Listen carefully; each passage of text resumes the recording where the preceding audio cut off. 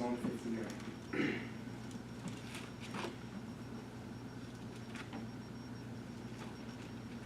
Deliver me from mine enemies, O my God. Defend me from them that rise up against me. Deliver me from the workers of iniquity, and save me from bloody men. For lo, they lie in wait for my soul. The mighty are gathered against me, not for my transgression, nor for my sin, O Lord. They run and prepare themselves without my fault. Awake to help me, and behold. Thou therefore, O Lord God of hosts, the God of Israel, awake to visit all the heathen. Be not merciful to any wicked transgressors. Selah. They return at evening. They make a noise like a dog, and go round about the city. Behold, they belch out with their mouth. Swords are in their lips. For who, say they, doth hear? But thou, O Lord, shalt laugh at them. Thou shalt have all the heathen in derision. Because of his strength will I wait upon thee, for God is my defense. The God of my mercy shall prevent me. God shall let me see my desire upon my enemies. Slay them not, lest my people forget. Scatter them by thy power, and bring them down, O Lord our shield. For the sin of their mouth and the words of their lips, let them even be taken in their pride, and for cursing and lying which they speak. Consume them in wrath, consume them, that they may not be. And let them know that God ruleth in Jacob unto the ends of the earth. Selah. And at evening let them return, and let them make a noise like a dog, and go round about the city. Let them wander up and down for meat, and grudge if they be not satisfied. But I will sing of thy power, yea, I will sing aloud of thy mercy in the morning. For thou hast been my defense and refuge in the day of my trouble. Unto thee, O my strength, will I sing, for God is my defense and the God of my mercy. Let's pray. Dear Lord, we thank you for this day.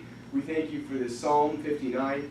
I pray that you would just apply it to our lives today as our pastor preaches, and think of how it can apply, and as pastor would make application to this scripture, Lord, that we would think of how it can apply to our own lives, not just generally, but to ourselves, Lord, and that we could truly say, the Lord is my refuge. And I just pray, bless the rest of our day. In Jesus' name, amen. Matt?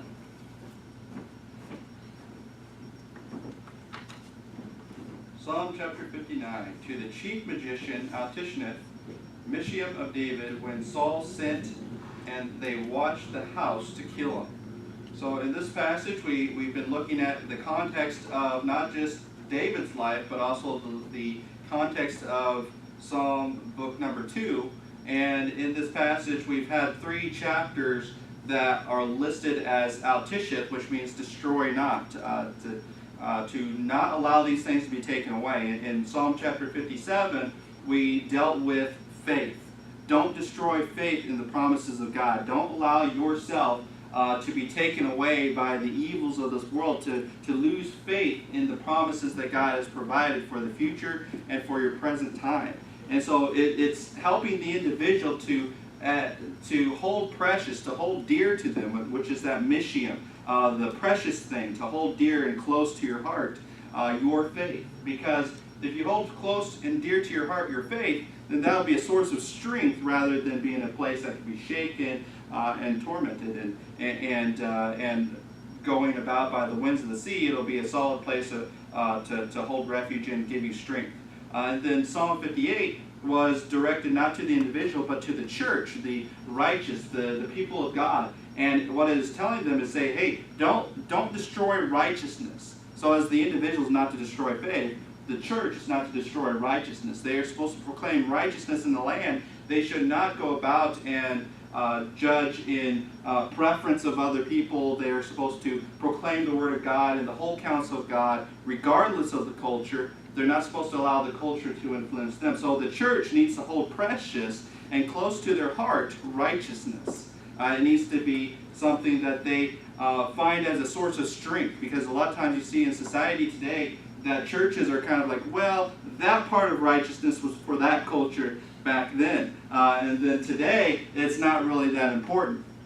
And so we can see how that faith can be shaken to kind of be fickle, but if we hold it as something precious, it can be a source of strength that never changes. And so too can righteousness, if you never let that change and you proclaim it today as it was proclaimed yesterday, all the same, and not be partial in the culture and not be partial towards people, and you just keep righteousness as is proclaimed in the scriptures, it can be a source of strength. It can be a source of an ever-changing, it can be a steady source, a rock in an ever-changing world. And so the church is supposed to maintain righteousness and not allow righteousness to be destroyed in themselves and in the land that they are, because we're supposed to be salt and light. So a lot of times they'll say, well, we proclaim righteousness, but we're not going to put it out on the internet. We're not going to put it out in the world because we want to kind of keep it secret. We want to proclaim the whole truth of God, but it's only for those select few that are in our midst. But rather, the church is supposed to be salt and light to the world. A city on a hill cannot be hid, and so we need to be able to get the message out as the whole counsel of God, the whole righteousness for the whole world through the Spirit. That's whether it's in door knocking, out online, or whether it is in our midst. We're going to preach the whole righteousness of God, and that's going to be something that is a steady rock for the church to rely on. And so we got the individual, we got the church, and now we got society in general.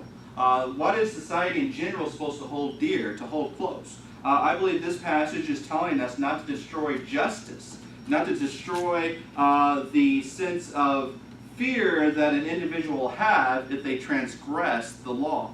And so here in this passage, we have this, remember the Psalm 1 is that his faith is shaken and he has calamities, and yet he says, my heart is fixed, O God, my heart is fixed. I will sing and give praise to you. I have faith in what you're going to do, even though my situation's not going to help me. That's when he was in the cave, in Adullam, and where he was basically all alone, and his faith was shaken, but then he said, I'm going to have faith in you regardless. And then 58 is when he finds out that the church, not just King Saul, but the congregation is judging wrongfully, maybe towards him, maybe towards his situation, claiming that he was an evildoer because the king was against him, and so forth, and was not judging properly in regards to the promises of God to make him a king, and instead they went against the true king and the truth of God to ally themselves with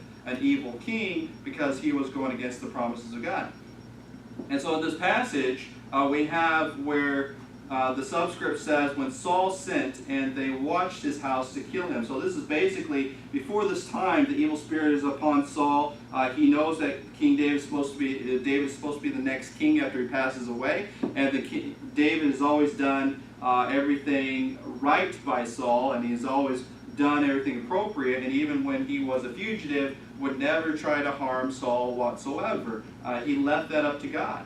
And yet now, in the subscript, is when, at that time, King Saul is just basically kind of biding his time, kind of angry, and just festering, holding his spear in his hand, and just kind of, should I kill him? Should I not kill him? Should I take what's in my heart against David and reveal it and cause people to come? And so this is the first time when he actually instructs people, until this time it's just festering in his heart. The evil spirit is whispering in his ear, convincing him to do something evil. And then in 1 Samuel chapter 19, verse 11, is he actually sends messengers there to take David so that he can kill him. And that's where the desire for the death of David goes from his heart to his mouth, and then proclaims it to people to get on his side.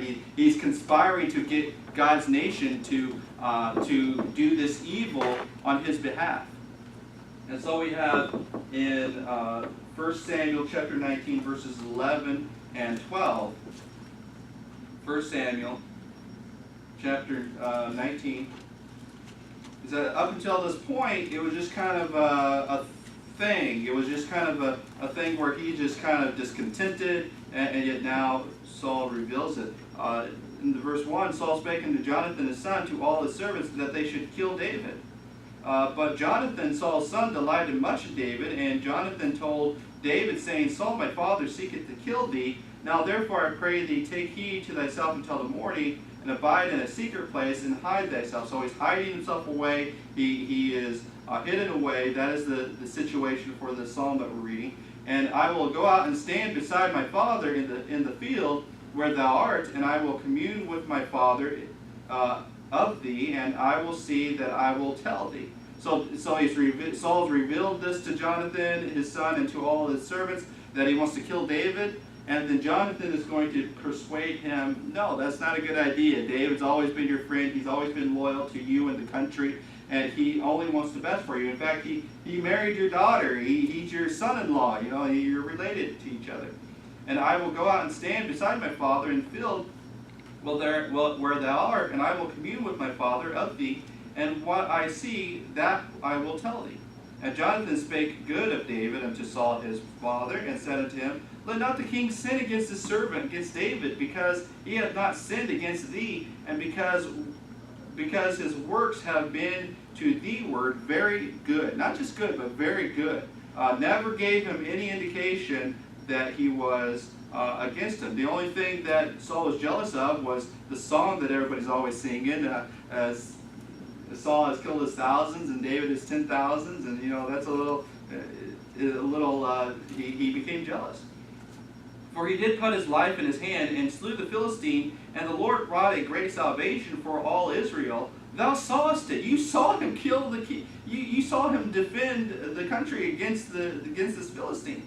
Thou didst rejoice, therefore, when thou then wilt thou sin against innocent blood to slay David without a cause.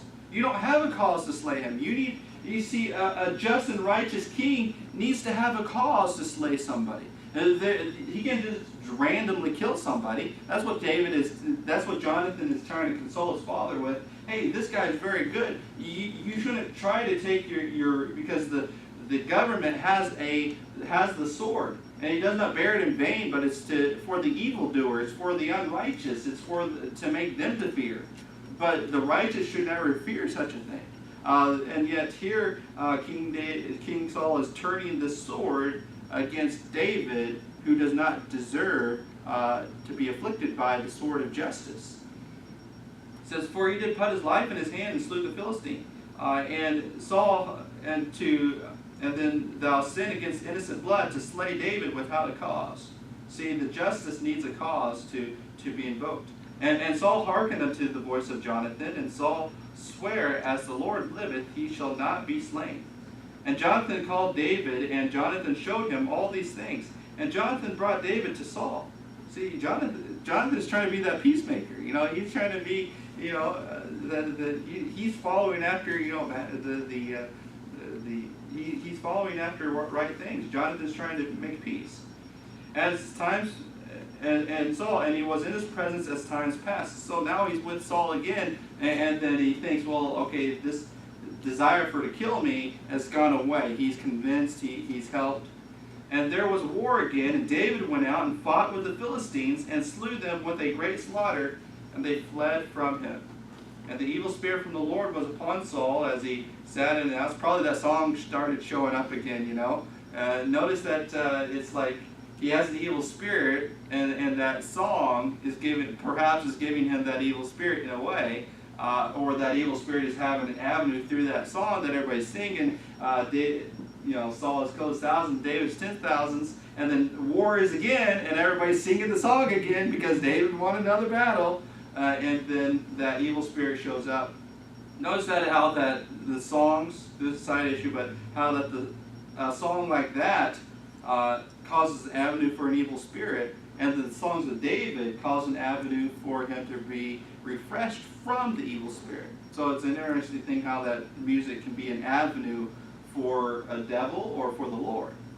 So that's just an interesting thought.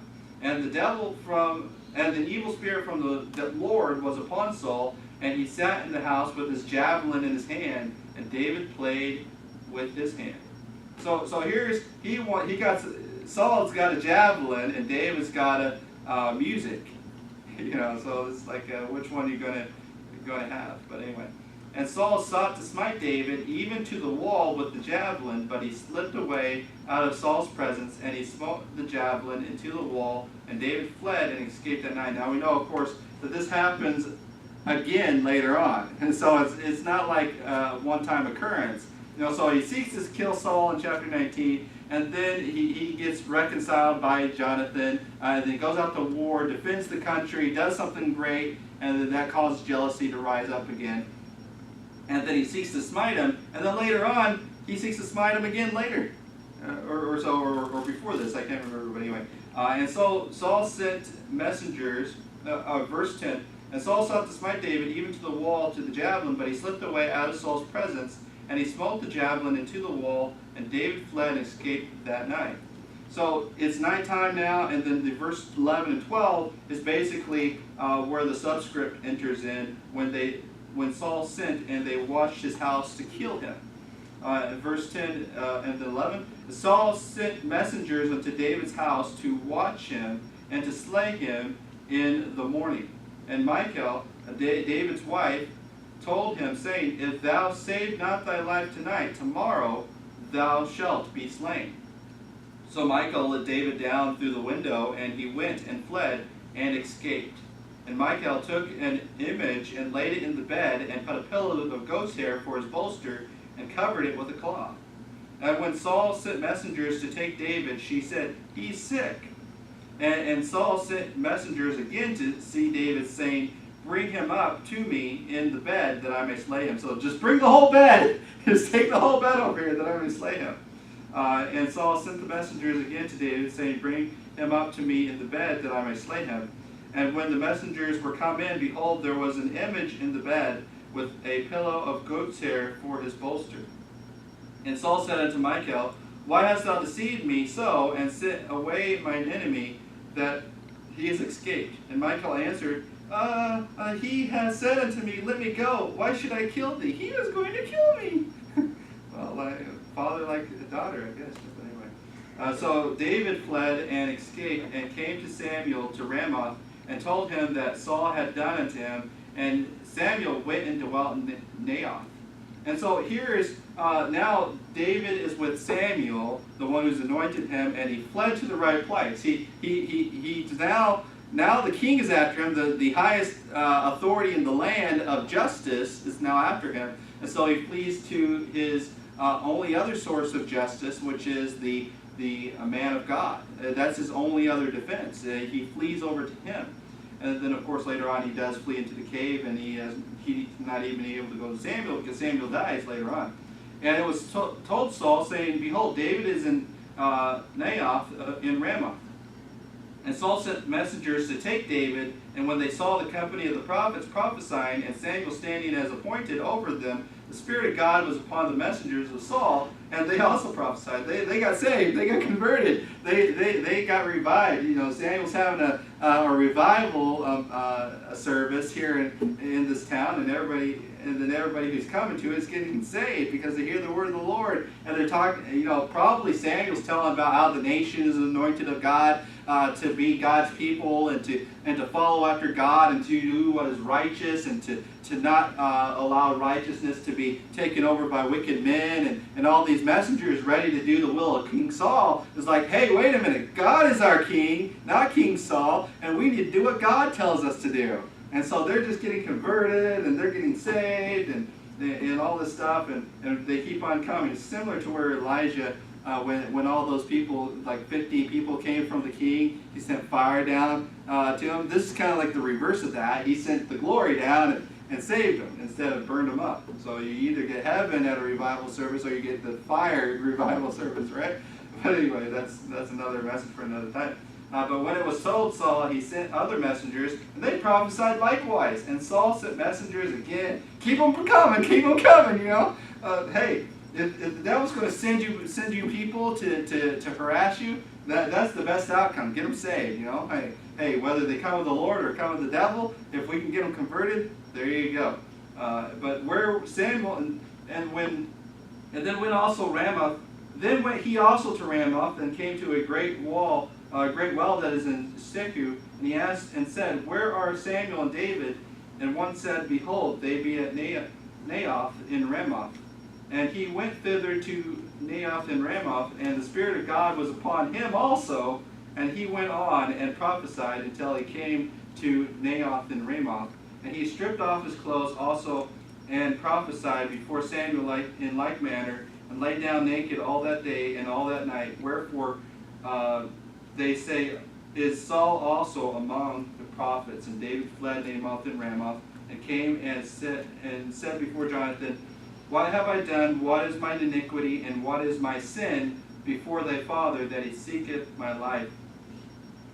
And then he said unto him, God forbid, thou shalt not die. Behold, my father will do nothing, either great or small, but he will show it to me. And why should my father hide this thing from thee? So Jonathan is going to try to help to do the same thing again. And David sware moreover and said, my father certain knoweth that I have found grace in thine eyes. And he saith, let not Jonathan know this, lest he be grieved. But truly, as the Lord liveth, as thy soul liveth, there is but a step between me and death. So we're not going to read any more of this, but it's quite interesting, the whole drama going on here. But Sam, and we can talk more about Saul, but Saul is basically this fickle guy. He's very insecure. He is saved. He is a believer, and every once in a while he gets his heart right, but then he starts listening to the evil spirits again.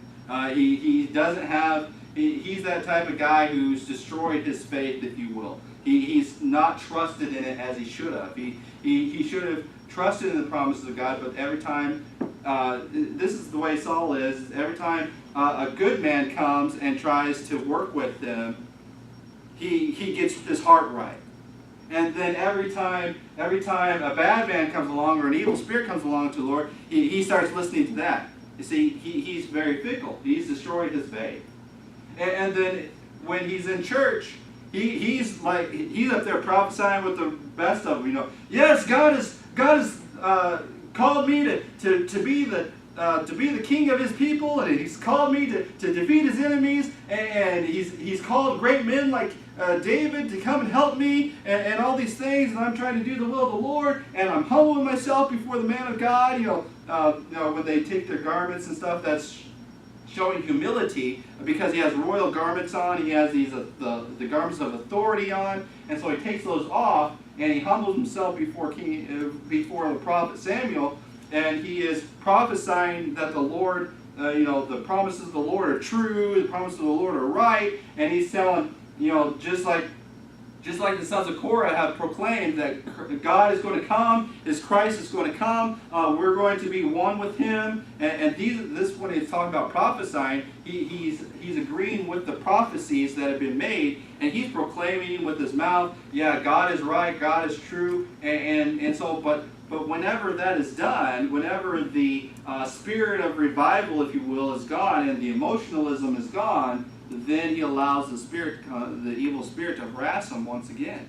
And so that's why these three are very important in the life of a believer. You need to be sure that your faith is solid. You cannot just be fickle and allow every influence of this world and environment around you to influence you.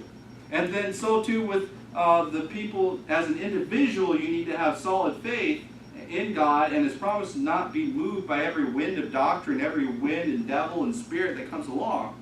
And then also in Psalm 58, we collectively as individuals need not to be moved by the wickedness of our culture and society. We need to proclaim and prophesy and preach what is told in the Scriptures. And so even to the extent that when Saul, who was a fickle Christian, and was swayed by every wind of doctrine, comes along wanting to kill David, wanting to destroy the church, that he gets under conviction. We as a Christian church ought to be proclaiming the righteousness of God, that even the weak Christians that are swayed by every aspect of culture, that when they come to church, they'll be praising right along with us. That's how influential we need to be. We need to not be aligned with the fickleness of this world, but we need to be solid in our faith, solid in proclaiming the righteousness of God. And then in Psalm 59, we get to society in general. We as people in society need to hold our rulers accountable to justice, to doing what is right, to not be trying to take his authority, because Saul had authority to wield the sword against the unrighteous and against the workers of iniquity and against the people that were going against the nation and fighting against the nation. He has the authority to kill those who try to oppose the righteousness of the nation, to oppose the justice of the nation. So here in this passage, though, we find out that these people that are evildoers, they get their authority to say, hey, if you go and take David and you bring him to me so that I can kill him, then you're not going to face consequences of that. You know, Jonathan said, what you're doing is going to kill, you're trying to shed innocent blood. You're not supposed to do that. You know, the law is like, if you slay innocent blood, the wrath of God is going to be upon you. And David, Prince Jonathan is trying to say to Saul, if you do that, you're not going to be in the right. You're going to be wrong for doing that. And so Jonathan was trying to hold him to a sense of justice, a sense of righteousness, a sense of faith in the promise of the Lord, a sense in in the government. And so Jonathan is trying to make peace there, trying to get Saul to hold to these things. But here we see that when the authority switches from meting out justice and switches to enabling evildoers, that their fear of repercussions of their deeds is going to be not there, because justice, what it does, it holds the wicked at bay. It's for the evildoer. It prevents them from harming the innocent. And what happens in this passage is these messengers are looking for ways to go into the house because probably David probably has guards or whatever and different things, and they're looking around. They're hanging around his house looking for him. First of all, his wife's like, no, he's sick, he can't come to the door or whatever, and then finally they get authority to go in and then look for him. And then the bed's empty. It's full of an image or whatever, and it has a fake body in it. And then he's out hiding in the woods around the house somewhere. So they're going around the house looking for him, making noise. Come out, wherever you are. Come out, where you at? You know, we got a message for you. You know, it's like just that bully, rambunctious kind of tormenting him. Cursing his name, belching around. They're just like blah, blah, blah, you know, just kind of just going around trying to scare him, trying to get him to come out. And so he is most likely praying this as he's hiding near the house, trying to see what's going on. He's not sure. His wife's like, hey, go hide out and I'll look for and while the danger is here. So this is where the background of this is coming from. And then he's praying that the Lord will protect him and that he will see justice done for their wickedness, for them not following the law. Because the law says you're not supposed to do this sort of thing to harass and harm innocent people, but they were treating him like an evildoer when he was not. And they were trying to harm innocent blood. So deliver me from mine enemies, O my God. Defend me from them that rise up against me. He cannot trust in the protection of justice. He cannot trust in the protection of the king. And so now he calls on the Lord. And then that's where, of course, he goes to the man of God as well for protection later on. Deliver me from the workers of iniquity and save me from bloody men. So these guys, they are saying, well, we got King David's authority to do what we're doing, to act evil and do what's wrong. You know, what's that thing that says, like, people that, if a soldier says, I was ordered to do this, but they were ordered to an unjust order, then they're not supposed to do it. They're supposed to stand up and say, no, that's not a just order. I cannot follow that order. So in other words, just because somebody in authority tells you to do something that is wrong, the law says you're not supposed to do it because they're supposed to give just orders.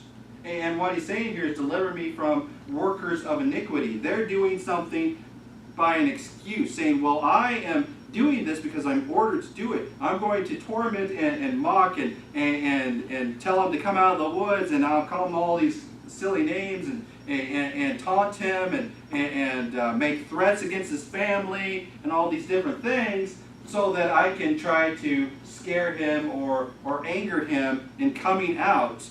Maybe I'll say, workers of iniquity will say that they're going to do bad things to your family, they're going to torment your wife, and different things that evil people would do.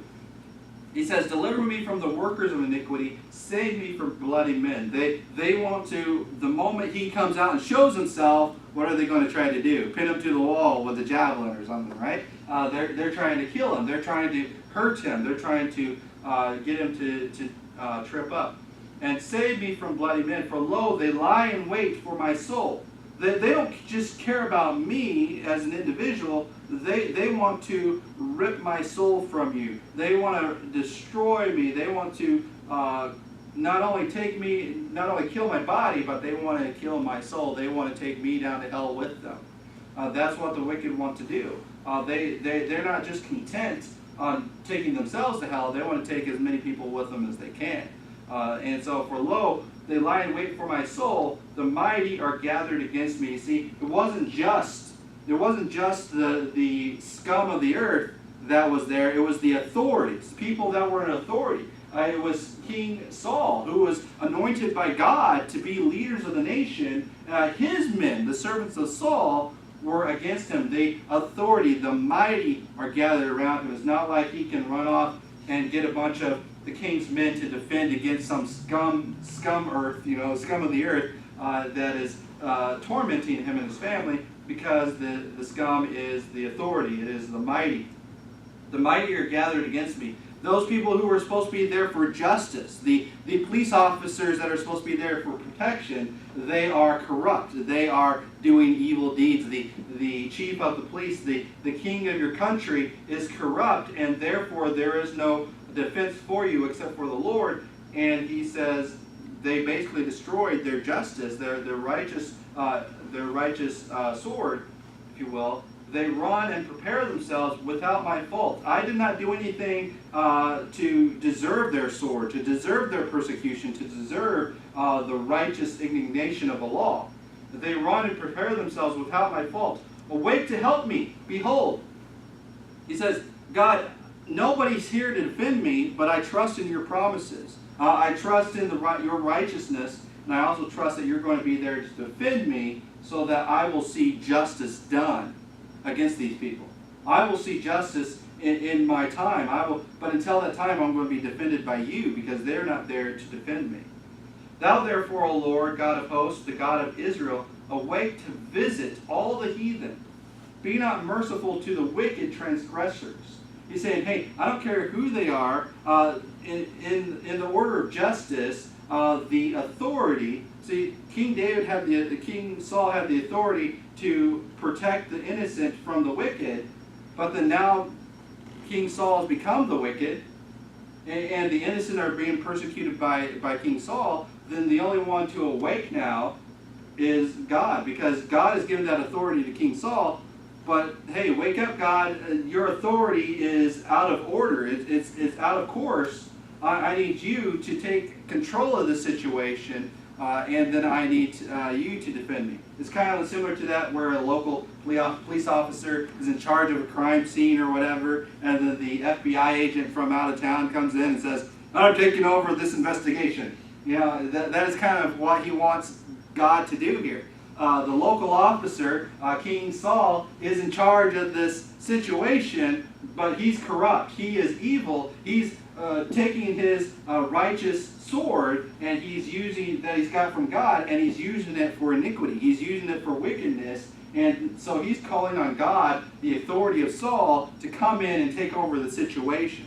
Hey, I don't want Saul to be in charge of the situation anymore. I want a higher authority to come in and take over the situation.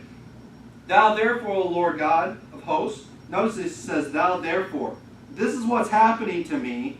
Therefore, O Lord of God. He says, O Lord, he's calling upon the national God of Israel, the authority, the King of Israel, Lord there, capital Lord. And then he says, "O Lord," and then he says, "God of hosts," the authority of the armies. That was King Saul as head of the army in Israel, and then God is the head of the hosts, the armies of God, and then God of Israel. He does it. He gives different situations. God of Israel, you are our God. Not only are you our Lord, you are our God of hosts, and you are the God of Israel, awake to visit all the heathen. All the heathen there, a lot of times people say, well, that's the nations around about. No, the heathen are people that don't believe in God. They're the people that don't trust in the promises of God. They don't have the faith in God. They don't believe in the righteousness of God. They don't believe in the justice of God.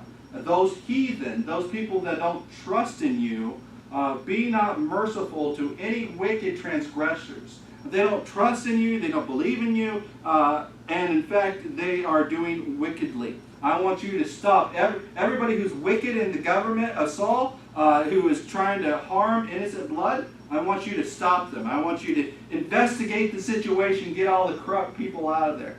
Think about this. He says, Salah, think about this. So he wants us to think about the authority that God has over the wicked rulers. Think about the authority that God has, and that if you don't think justice is being done, you can call upon God to who has authority over the rulers, and you can call on Him for protection from the wicked rulers, from those who seek your hurt. He says, they return at evening. He's telling them what's happening here. At evening, they go make a noise like a dog, go around about the city. They're looking for him. They're trying to make mischief for him. They're corrupting his name in the area. They are doing what is wrong, just basically making people against him, turning people against him. Behold, they belch out with their mouths. Swords are in their lips. For who, say they, doth hear? See, hey, King Saul is on our side. He's given us this authority to go about and doing these things. We're the law in town. We're the ones who are doing right. We got authority to do all these things. Even if we're doing wrong, we have the authority. There's nobody who's going to be against us. Who can hear? Who can come up against us? If somebody were to hear what we're doing and they know it's wrong, who's going to stop us? There's nobody. And so when there's an absence of justice, the wicked are going to go about and say, who's going to stop me? Who's going to hear me? When the wicked in the land don't have a righteous authority to be afraid of, they're going to go about, they're going to belch, and they're going to goof off, they're going to mess around, they're going to do whatever they want. They're going to visit their iniquity upon other people. They're going to go rob the little old lady in the house and going to be like, hey, gun laws, the little lady don't have a gun, she can't hurt herself, we're going to do whatever we want. That type of thing. Justice is not in the land, so who's going to hear? I mean, you can shout as much as you want, but who's going to hear? Everybody's going to walk by. Nobody's going to fear. But thou, O Lord, shalt laugh at them. Thou shalt have all the heathen derision. Who's going to hear me? Who's going to? And then God up in heaven is like, I hear you. Don't you be fooled. I hear you. The Lord's not mocked. Whatever you sow, you're going to reap. I'm going to give justice. I'm going to give justice in the end day. We know that after they die, they spend their whole life. Who's going to hear us? Who's going to judge us? Who's going to condemn us? We're the authority in the land. They die, go to hell. And then when the judgment comes along, and then God says, hey, I heard every single word, every idle word you said. I'm going to judge. I'm going to make your hell hot for you because of what you've done. And so that's basically, people always say, who doth hear? Who sees me? What's going on? And they don't think that they're going to have repercussions for their evil because they are the law. They are justice. They are the people in authority. But thou, O Lord, shalt laugh at them. Thou shalt have all the heathen in derision. They take something that God has anointed for righteousness and they use it for evil. They take something that God has done for justice and they use it for iniquity, then they're going to be judged for that because God hears them. God will laugh at their ignorance or their mockery. They're going around laughing and carousing and mocking God's justice, but then God's going to laugh at them. He's going to have the last laugh. But thou, O Lord, shalt laugh at them. Thou shalt have all the heathen in derision. You ever see these little clips or whatever that where the bad guys that, like maybe a flood zone or a disaster area goes, there's a camera and they're breaking into people's gas stations and stores, and they're saying, hey, nobody's around, the hurricane's outside, nobody's going to be here to stop us. And then they go in there, and then they're all boldly taking all the stuff off the shelves and everything. But little do they know is that the shop owner decided to stay in the store that night because he knew that people were going to try to ransack the place and try to steal and stuff. And so he got that sawed-off shotgun that's illegal, whatever. And then he goes out from the back room and says, what are you guys doing in here? And all these bold and brash and people stealing all the supplies and things.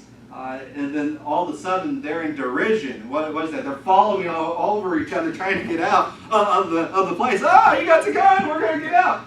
So their boldness gets turned into great fear. And so that is kind of what God is going to do. All these people, the locals, they're like, yeah, we're the authority here. We can go and steal your money. We can go and hurt you, and nobody's going to stop us because we're the local law around here. And then the federales, if you will, they'll come in, descend on the city, and the soldiers come in and say, hey, this is what they did in New Orleans. The soldiers came in and then they defended the city from the people that would try to take over and ransack the place and similar things like that. And so that's what King David is saying about God. Is that these people think, hey, we're the law around here. We're going to do whatever we want. They destroy justice locally, but God is going to come in, and with His authority, He's going to stop them. He's going to cause justice to return. So what He's telling society is you need to have just laws. You need to have justice. You're not supposed to allow justice to be destroyed in your land, because this is what it looks like. This is what will happen. They belch out with their mouth. Swords are in their lips, for who say they doth hear? But God hears from heaven. Because of His strength will I wait upon thee, for God is my defense. The God of my mercy shall prevent me. God shall let me see my desire upon my enemies. You see, they're out to harm me, and if God did not prevent me from dying, I would have died. And so he says, the God of my mercy, I did not deserve it, but He helped me in this area. He shall prevent me. He shall prevent me. God shall let me see my desire upon my enemies. You see, the local injustice of the law is about to try to kill me, to harm me, but God comes in and prevents the situation from happening, and then He is going to see my desire upon my enemies. See, the King Saul is not going to see his desire on the enemies. He's not going to defend David anymore. But God is. He's going to come in and He's going to save the situation. He says, God of my mercy shall prevent me. God shall let me see my desire upon my enemies. That's justice, seeing my desire upon my enemies. The God of my mercy shall prevent me. Slay them not, lest my people forget. Scatter them by thy power, and bring them down, O Lord, our shield. And so here is His justice. He's not trying to have revenge to where they're killed and destroyed, but He wants them around so that others may see and fear. That's justice. Justice does not only just punish the evildoer, justice also makes them an example so that other evildoers will fear. And so He's saying, that's what I'm going to see. Don't slay them. Don't kill them. Leave them around. Keep them around. Keep their lives around, lest my people forget. If you just slay the people, if you get rid of the people, then everybody's going to be like, yeah, whatever. And then they're going to forget that there's evil people. So that's, in one sense of the word, justice allows the evil people to still be around, but takes away their ability to do evil, their ability to harm. And so what does that do? That shows that it makes them examples so that when people are thinking about doing evil, then the law can come along and say, hey, look at this guy we got in prison. He did the same thing you're thinking about doing, and look what happened to him. He becomes an example. And so that is what he's saying here is like, don't slay them, because I want them to be there for an example for people who are thinking about doing the same thing, so that they don't forget. They don't allow injustice to happen, because this is what happens to people who do injustice.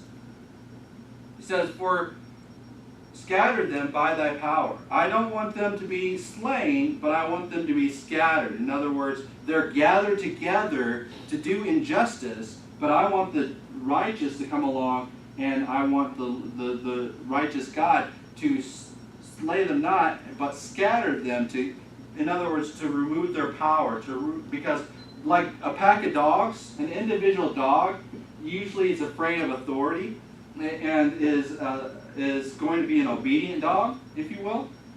But if a pack of dogs get together and become they become a dominant pack, and there's no alpha man around to keep that pack in check, then that pack will turn on. This is the nature of animal packs, if you will. It talks about how they're like dogs going around the city, belching out with their mouths. Swords are in their lips. Who say they that here? A dog, when there's an authority around, will be an obedient dog. But then when there's no authority around, the couch is his, the food is his, everything belongs to him.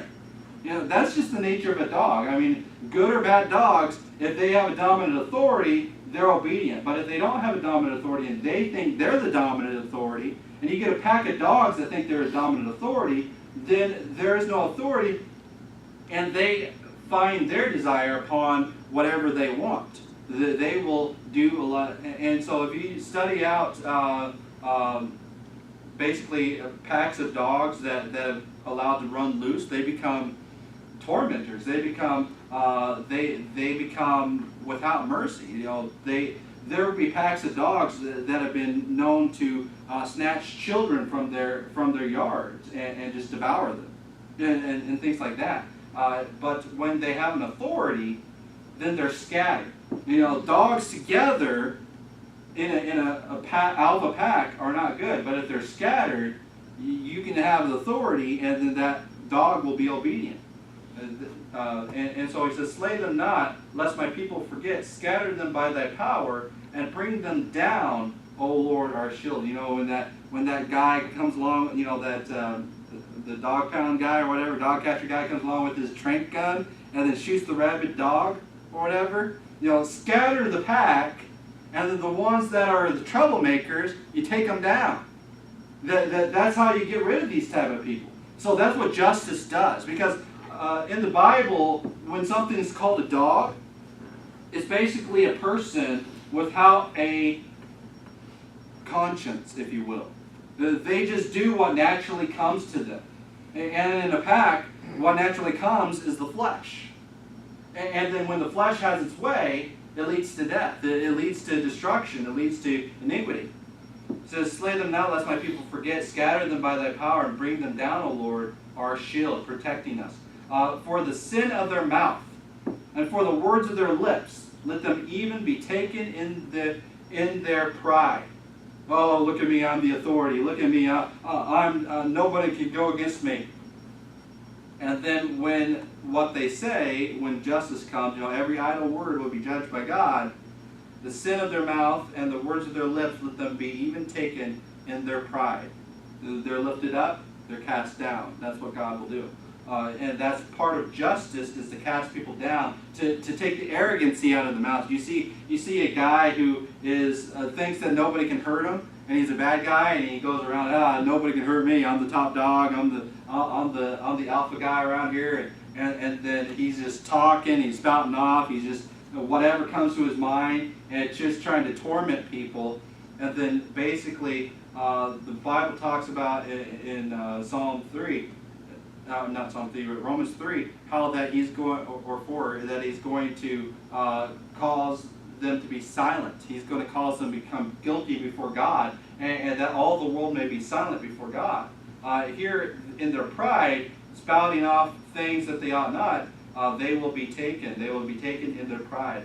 Consume them in wrath, consume them that they may not be. Let them know that God ruleth in Jacob. And for cursing and lying which they speak, so they're going to be judged for their words. They're going to become silent, and God is going to consume them in wrath. All you're going to get for your iniquity is wrath. The wrath of a just law. The wrath of justice. Justice is blind. It doesn't matter who commits evil, you are to be judged for it. Consume them in wrath. They get no mercy from you because of their iniquity. That's justice. Consume them that they may not be. In other words, he doesn't want them slain, but he wants them consumed so they may not be. Be what? To be evil, to be iniquitous, to commit wickedness in the land. Let them know that God ruleth in Jacob unto the ends of the earth. Think about this. When we know that a just ruler rules in a land, what do the wicked do? Well, I was going to go steal something from that land and go to that house in that land, but no, instead I'm going to go to this one because I know the ruler is not just. I know this house does not have a guy with a gun in it that will shoot me, so I'm going to go to this house. I know this house over here got a guy that has 46 shotguns and 25 sons that know how to shoot or whatever. Which one am I going to go to?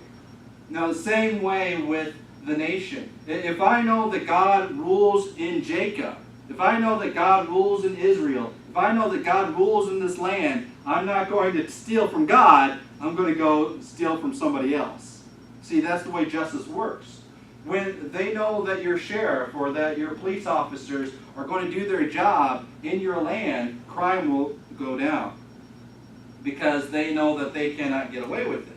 But that's the problem with Spokane, is that we have the highest property crime rates in the land. Why? Because the police officers and everybody gets on TV and the radio and says, "We don't investigate property crime." It's like, what's that going to say? Oh, I'm going to go to your house and steal all your stuff because I know nobody's going to go investigate it. As long as there's no camera footage, as long as there's nobody seeing me take the stuff, I can get away with it because no police officers are going to investigate it. They're not going to spend money to do fingerprints. They're not going to do hair samples or whatever. They're just going to take the report and say, well, better luck next time. Hope you get a picture. So whatever. So people in Spokane, they have to do their own property crime investigations, have to have cameras everywhere to make sure that they get a picture that can be clearly identified because they know that the police officers aren't going to investigate that crime. And so what happens? We have the highest crime, not crime rate, but property theft in the region, if you will. And so you were listed as the third one in the nation, wasn't it? in the U.S. In the nation. So we need to understand that when justice is not present for a certain thing, the crimes will go up because there is no fear. They're not consumed. There is no wrath. There is no repercussion. It says, "Consume them in wrath, consume them that they may not be.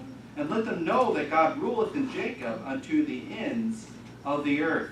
Hey, I know God rules here. I'm not going to mess with this place. I know there's a just sheriff here. I'm not going to mess with this place. I know that the police officers are going to be here in 2 seconds. In Kalamazoo, we lived probably a block away from a precinct. If anything happened in our area, the police were there literally within 5-10 seconds. They would just zip right over there. The way that we had it set up in Kalamazoo was that within a mile, within every square mile or so, there is a police precinct of at least 5 or 6 police officers from that precinct, and then they would go and patrol their local area. There were not like 10 cops for the whole metro. It was 10 cops for every couple of miles. And so, and they would do community policing, and everybody would know that they are in the land. And so, Go ahead. I live a block from a precinct. It took about an hour and a half to get to my house. Yeah, and that's the problem. And so I could go on. I was being a security guard. I have, I know a little bit more about the police officers in the area. They're good enough people. It's just they're hamstrung by the prosecutor's office and stuff. So they'll arrest somebody and they'll be out in 2 minutes, whatever, because they're not going to bring a court case against certain people. And so we've had repeat offenders that are like 11, 12, 13 within the last few years. These some supposedly homeless people and different people that they'll have a record of 12, 13, 14, 15 incidences, and yet the prosecutor's office won't prosecute them because, well, there's not enough evidence. We don't want to waste time on these little crimes. We want high-profile things and all these different things. And so they know that there's while the police officers do the best they can, there's no prosecution, there's no justice and for certain crimes, and so certain crimes will go higher. But if we are, so that's why David is saying you need to have this knowledge so that the wicked, when they're thinking about doing something evil, that they'll say, no, there's too much justice here. There's too much righteous indignation. There's too much police officers who wield the sword. There's too much prosecutors who prosecute even the smallest of crimes. And so I know that the justice rules in this land. I know that there will be repercussions for anything that I do that is evil, so I'm just not going to do it. I'm going to be scattered. I'm not going to conspire with other people because I know that there is a healthy reporting system for people who try to conspire and all these different things. And so we need to think about that. Think about justice ruling in the land. So in the heart of individuals, you need faith to rule in their heart. So in the church, you need righteousness to rule in them. And then in society, you need justice to rule in the land. And at evening, so he says, think about this, that they know that God ruleth in Jacob unto the ends of the earth. Even the whole world knows that they rule here. At evening, let them return. Hey, come on in. Justice is in the land. If you return, guess what's going to happen? The police will be here in 2 seconds. Come on in. Let them wander up and down for meat and grudge if they be not satisfied. They're not going to be satisfied. They're going to be like, where can I steal something? Where can I take something? Where can I buy something for drugs or do something or do some evil harm or mischief? I can't do it there because there's cameras over there. I can't do it there because there's a police officer over there. I can't do and they're grudging. At the evening, let them return. All these things that happen at night, let them make a noise like a dog. Come on, I want to take your stuff. Or whatever. Go around about the city. Let them do that. Let them look for a place to investigate. Why? Because everywhere they turn, justice is there. Everywhere they turn, a ruler is there meting out justice for them. Authority is in the land. That's why you need to respect your officers. That's why you need to respect those people that are in the land. So even if they are corrupt like Saul was, David would not harm him because he was the righteous sword of the Lord. Let them wander up and down for meat and grudge if they be not satisfied. But I will sing of power. Yea, I will sing aloud of thy mercy in the morning. We need to sing aloud of the justice of God. We need to lift up, now obviously we don't lift up people in the wrong way, but we need to lift up the authority of the police officer. We need to lift up the authority of the prosecutor. We need to lift up the authority of our righteous judges. We need to lift up justice in the land. Even our authorities, if they try to use justice for iniquity, we need to lift up the law as being higher than all those people and lift up justice. We need to proclaim power. Now, and ultimately, the true righteousness and the true justice comes from God.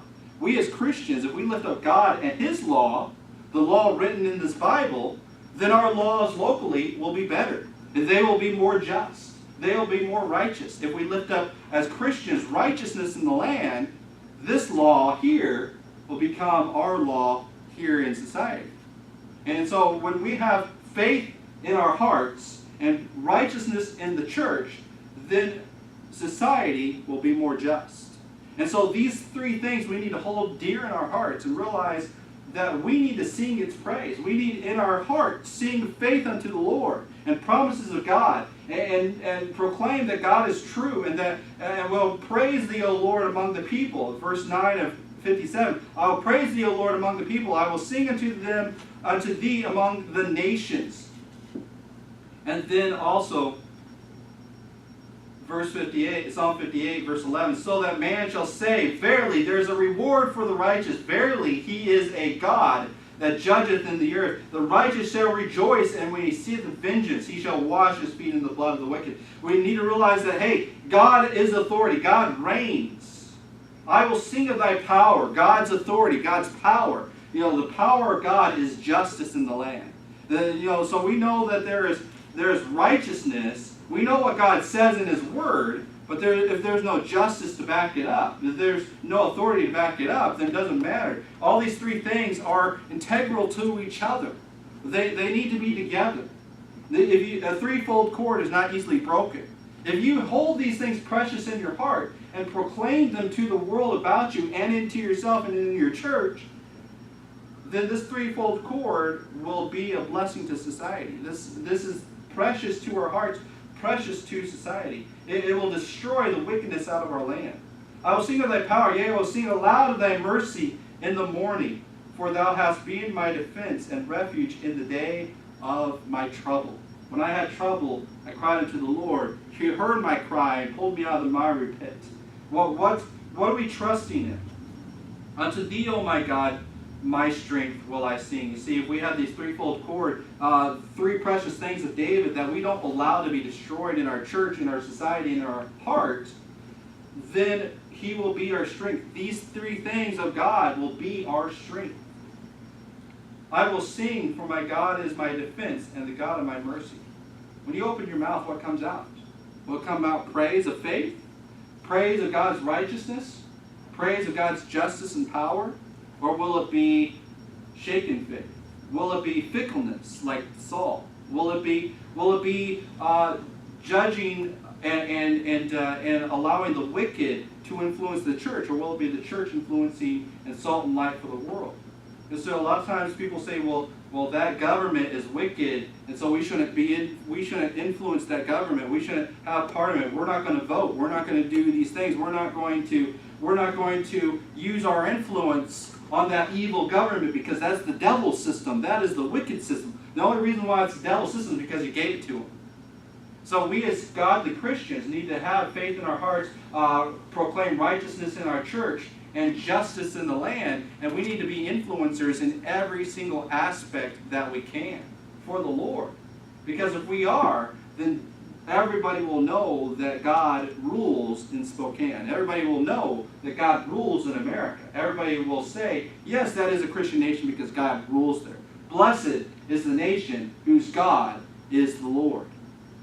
Are you going to be an individual who says, well, the world's wicked anyway, it belongs to the devil, and we'll just give that up and we'll just do our little thing here in our hearts, or a little thing here in our church, or a little thing in our little group, but then the rest of the world can go do whatever it wants? No. We're going to be influencers in our hearts. We're going to be solid in our hearts. We're going to be influencers in our church. We're going to be influencers in our society, making sure that they know that God rules in Jacob.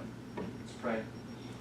Dear Heavenly Father, thank you, blessings you give to us, Lord. Thank you for the opportunity to understand the importance of justice, the importance of having faith in your promises, the importance of having righteousness, Lord. I just pray that you'll have these three precious things of David that he desired to have true and strong and healthy in his society, in his church, and in his personal life, that you would use these things to proclaim to the nations that we are a righteous nation, we are a righteous church, we are a righteous individual because we love you, we sing of your power and praise, and that the wicked will be destroyed and justice will be in Jacob.